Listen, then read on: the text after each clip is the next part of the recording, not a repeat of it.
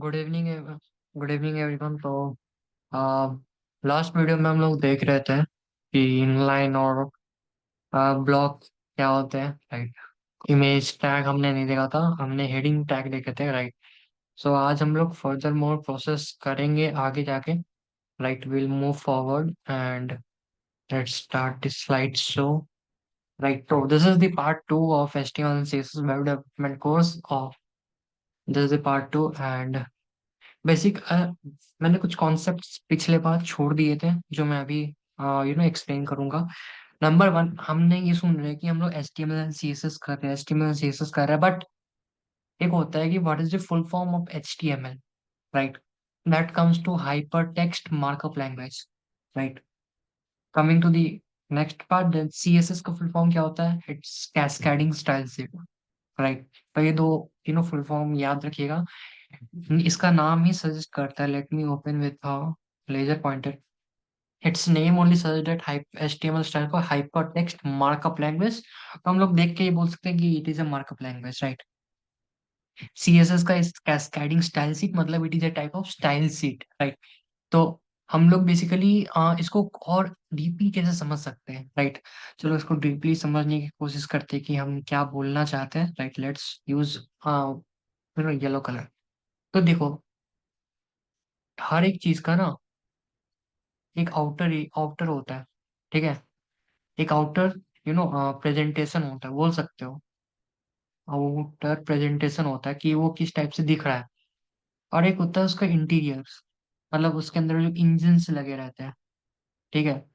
तो ये इंटीरियर हो गया, ये INT मतलब इंटीरियर, राइट। तो मैं कार का एग्जांपल लेता हूँ, ठीक है। कार के केस में क्या होता है, कार के जो अंदर वाले जो इसके जो इंटीरियर्स है, ठीक है। इसके जो इंटीरियर्स मतलब इंजन्स हो गए, राइट। ये एक टाइप का स्ट्रक्चर होता है या नहीं होता? वो एक टाइप का स्ट्रक्चर हो गया। उसके अंदर जो भी फंक्शंस है, उसके ऊपर जो भी तुम मेटल कोटिंग करके तुम उसका जो डिजाइन बना रहे हो, कि वो एक फ्रेम टाइप का हो जाता है, वो एक स्ट्रक्चर हो जाता है, ढांचा हो जाता है कार का। लाइक कार का जो स्ट्रक्चर होता है, you can relate it to that of HTML, ठीक है। ये दोनों को तुम रिलेट कर सकते हो कि उसका जो स्ट्रक्चर तुम देखते हो कि यार कि वो इस टाइप इस शेप में है, उसके अंदर ये फंक्शंस है, ये है, तो वो चीज तुम HTML के साथ रिलेट कर सकते हो। एंड जो उसका कलर होता है, ठीक है, ये तुम CSS के साथ रिलेट कर सकते हो। इसका मतलब क्या हुआ? इसका मतलब ये हुआ कि ये तुम्हारा HTML जो है, राइट। ये जो तुम्हारा HTML है, let me choose some darker pen is available, not ठीक है।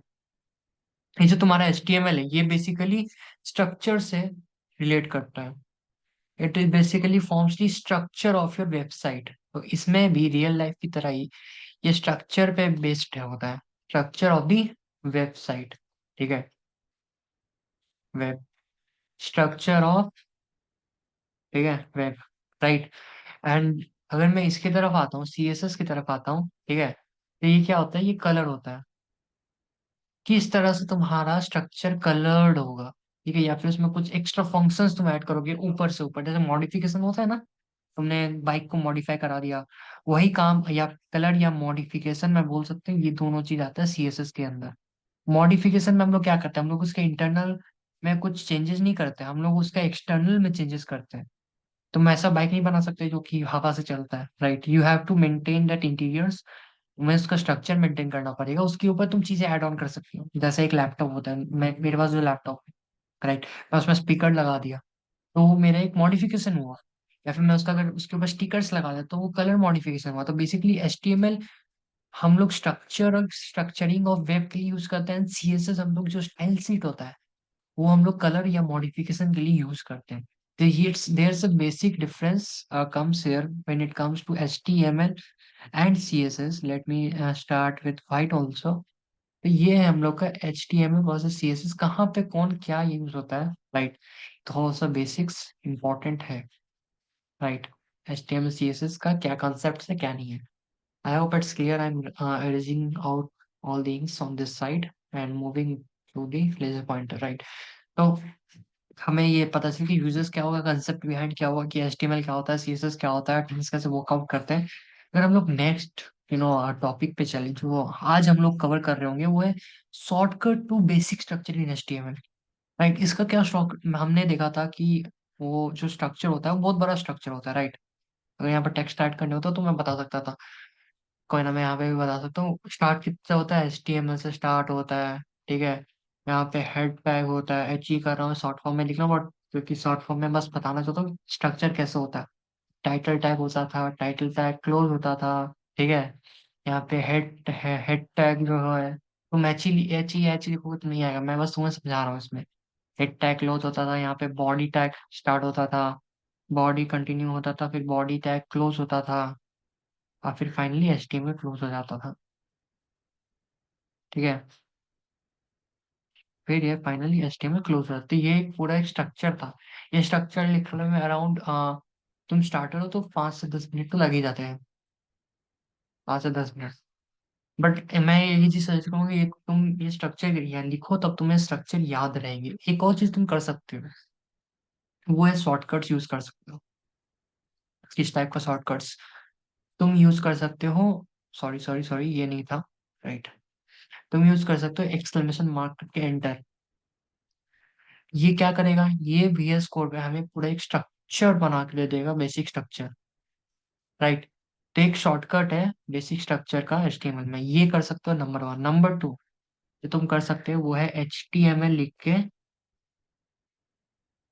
HTML लिख के डबल डॉट और 5, ठीक है।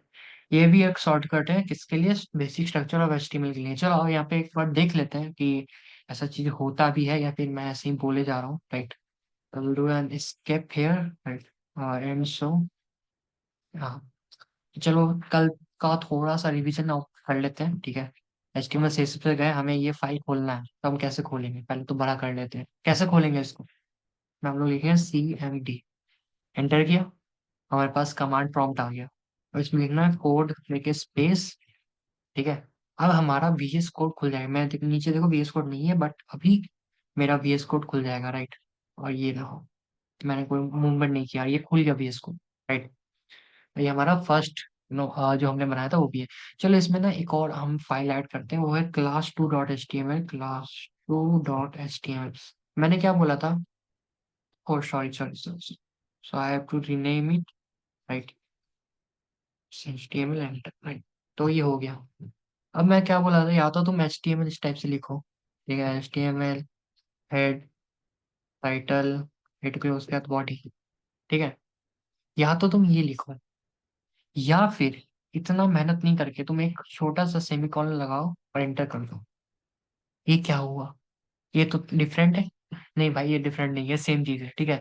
ये तुम देख रहे हो कि ये एक नया एलिमेंट है, ठीक है। इसका तुम्हें तुम्हें फोकस किस पे करना है, तुम्हारे पास HTML है, तुम्हारा हेड है, ये दोनों टैग्स अभी तुमको इग्नोर करना है, इसका कोई काम नहीं है। इसको तुम रखोगे कोई इफेक्ट नहीं पड़ेगा, नहीं रखोगे तो भी कोई इफेक्ट नहीं पड़ेगा, ठीक है। अपने को ये सब नहीं चाहिए, अपने को जो नहीं चाहिए हटा दो। और तुम्हें अगर रखना है तो तुम रख सकते हो, ठीक है। ये भी हटा दिया। यहाँ a lang equal to E N मतलब क्या हुआ, ये lang equal to E N मतलब ये हुआ कि हमारा HTML को डिस्प्ले कौन से लैंग्वेज में करना है। मैं बोला EN मतलब इंग्लिश, ठीक है।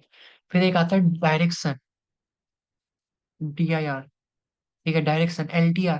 देखो यहाँ पे अगर तुम, सबसे बढ़िया फीचर है यार, कि इसके अंदर अगर तुम DIR में मैं गया तो यहाँ पे राइट हैंड साइड ना, मेरे को एक पूरा उसने खोल के दे दिया कि इसमें क्या क्या यूज कर सकते हो। यहाँ पे देखो लिखा हुआ है LTR यूज कर सकते हैं, बीच में लेफ्ट टू राइट वो प्रिंट होगा, ठीक है। हम लोग का नीचे वाला कोड R12 मतलब राइट टू लेफ्ट। अब होता है क्या ना, जब जब हम अराबिक वगैरह लिखेंगे, अगर किसी जमाना में तुम लोग अराबिक वगैरह से होगे, तो तुम्हें फिर R2L L2R जो था वहां पे, वो तुम्हारा जरूरत पड़ता, बट अभी नहीं। तो हमारा एक सेमी कॉलन में ही ये चीज आ गया। अच्छा, ये एक और तरीके से कर सकते थे, वो है HTML.5 देखें तो उसमें भी सेम चीज आ जाता है, ठीक है। तो बेसिकली इन सब चीज को बोलते हैं boiler plate code, boiler plate code, right. और सिंस हैशटैग हम लोग यूज करते हैं C और C++ में कमेंट आउट करने के लिए, हम लोग इसमें यूज करेंगे ये टैग, ये डॉट। ठीक है, देखो हमने क्या यूज किया, हमने यूज किया कमेंट। ठीक है, बॉयलर प्लेट कोड बोलते हैं ऊपर वाले को, कि अगर तुम नॉर्मली एक्सक्लेमेशन या एचटीएमएल डॉट डॉट फाइव करके तुमको जो आता है तुम्हें, ठीक है, उसको बेसिक स्ट्रक्चर बोलो या बॉयलर प्लेट कोड बोलो, दोनों एक ही मीनिंग होता है। बट ये ग्रीन में क्यों है? ये इसमें वीएस कोड में ये जो मैंने लिखा है, इसे मैं अगर रन करूँ तो मेरा प्रिंट नहीं होगा। आओ देख लेते हैं। आओ देख लेते हैं, कैसे देख लेते हैं, राइट क्लिक करके कॉपी पाथ। ठीक है, फिर कोई भी हमने वेबसाइट खोला, मान लो कि मैं इसी पे गया, अपने वाले पे आया, प्लस भी इंटर, कुछ प्रिंट तो हुआ नहीं, कुछ नहीं प्रिंट हुआ। इसका मतलब ये कमेंट है, इसका मतलब नहीं। बेसिकली जब भी हम लोग यहाँ से ऐसा कुछ टैग लिखते हैं ना स्टार्टिंग से, इस टैग का मतलब होता है कि it is a comment, simple. ये हमारा कमेंट है।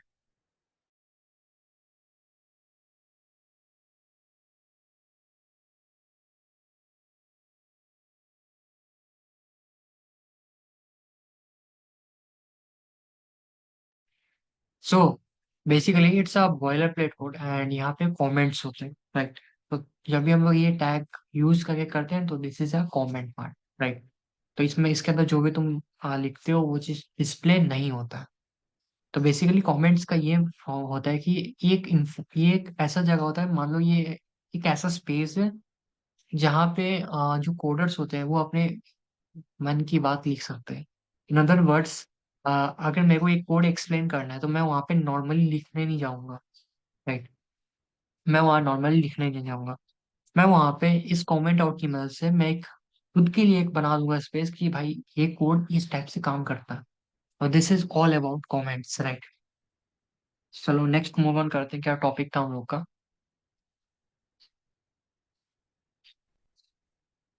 हमारा बेसिक स्ट्रक्चर हो गया, हमने कमेंट एक प्लस पॉइंट पढ़ ली।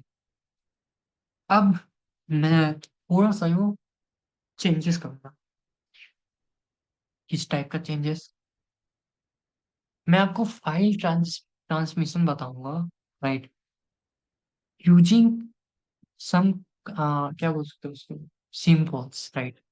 फाइल के अंदर ढुकना होगा तो क्या होगा, फाइल्स के अंदर फाइल से निकलना होगा तो क्या यूज कर सकते हैं, राइट। ये बेसिक सी थिंग्स है। ओ आओ यार, ये भी कर लेते हैं। तो बेसिकली मान लो यहाँ पे ना मैं थोड़ा सा फाइल्स में चेंजेस कर रहा हूँ, राइट। तो हमारे जो फाइल है, मान लो यहाँ पे हम एक और फाइल बनाते हैं, इमेजेस नाम का, इमेजेस। ठीक है, क्योंकि हम लोग इमेज रखते हैं, ठीक है। चलो, तो इमेजेस ला दे आप कुछ, राइट। मैं यहाँ पे गया, वहाँ पे से अच्छा, इमेजेस लाने का दो तीन साइट्स है, वहाँ से आप बढ़िया क्वालिटी का इमेज मिलता है। सबसे है pexels.com, राइट।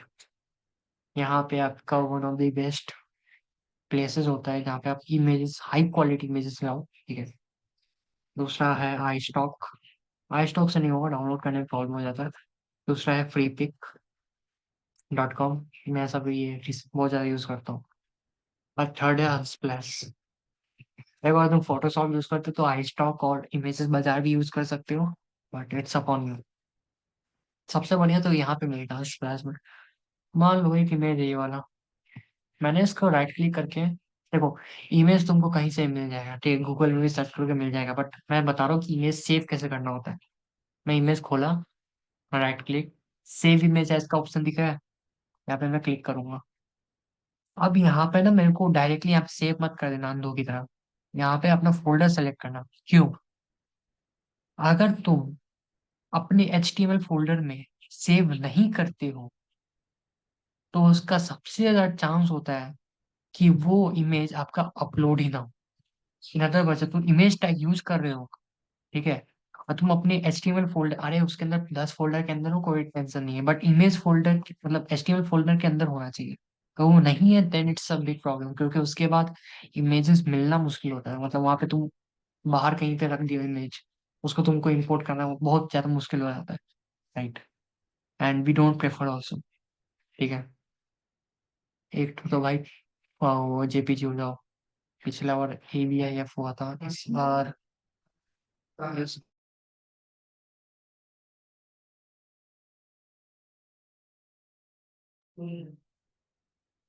तो इस बार भी AVIF हुआ है, कोई ना, और देख लेते हैं एक दो और, अगर हुआ तो ठीक, नहीं हुआ तो ठीक है।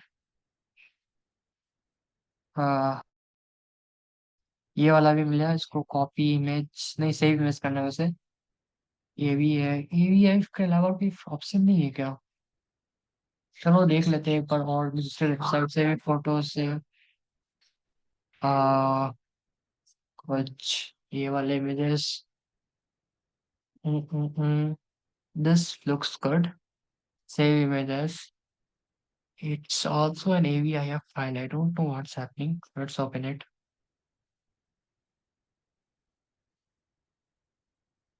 Yeah, got it. Save images. And it's a JPEG file. चलो एक तो कम से कम JPEG मिल गया. And our work is done. कहीं से भी मिले भाई, हमने कहा। चलो नेक्स्ट भाई, हम लोग आ गए यहाँ बॉयलर प्लेट कोड पे। ठीक है, अब मैं कुछ चीज बताऊंगा, ध्यान देना। ठीक है, मान लो तुम्हारा इमेजेस फोल्डर नहीं है, तुम्हारा इमेज वहीं पे है जहाँ पे तुम लिखा हुआ है। ठीक है, एक इमेज ला के देखते हैं। एक इमेज की भी नॉर्मली एक्सप्लेन, पहले ये समझ लो कि उसका कैसे वर्क करता है, इमेज टैग कैसे यूज करता है। ING लिखूंगा तो SRC आता है वहाँ पे। इसका मतलब होता है सोर्स। इमेज का सोर्स क्या है? सोर्स में बेसिकली वो लिंक लगाते हैं।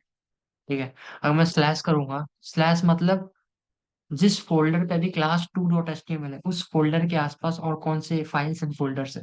मैं देखता हूँ भाई, दो तो फाइल्स बनाया हूँ, क्लास 1 क्लास 2 का, और एक इमेजेस।